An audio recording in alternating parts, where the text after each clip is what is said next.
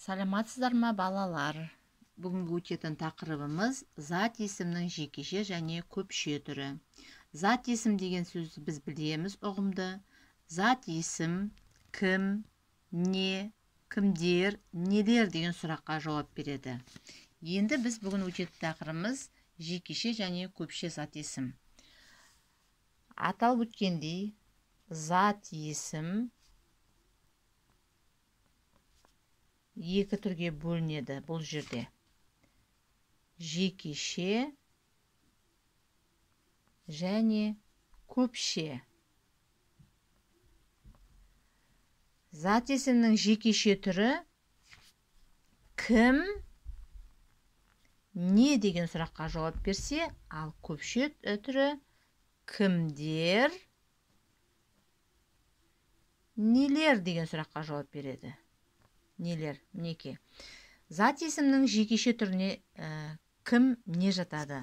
Егер зат есім біреу болатын болса, бір зат болатын болса, бұл онда жекеше түріне. Мысалы, бала. Бала, жалғыз бала. Мысалы, мына жер суретте міне баланың өзі тұр. Бұл бір бала. Кім?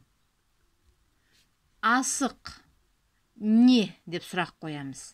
Енді келеміз де бұны көбейтейік, осы баланы көп қылайық. Баланы көп қылсақ, балалар болады, көп бала.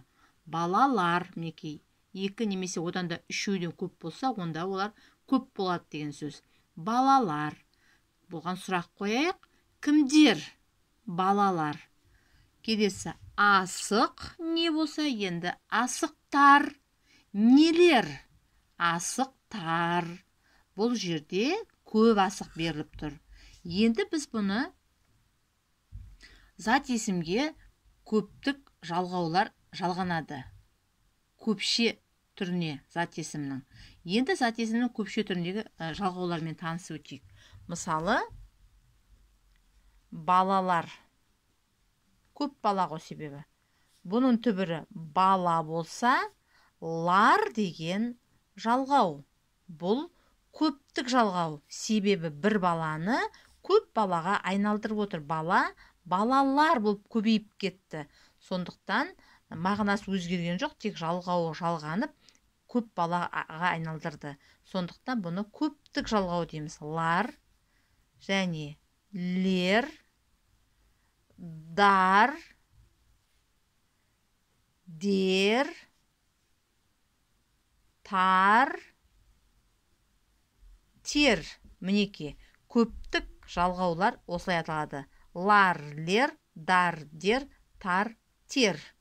Бұларға көптік жалғауға, көпше зат есімге кімдер, нелер, ал жекеше зат есімдерге кім, не деген сұрақ қойылады екен.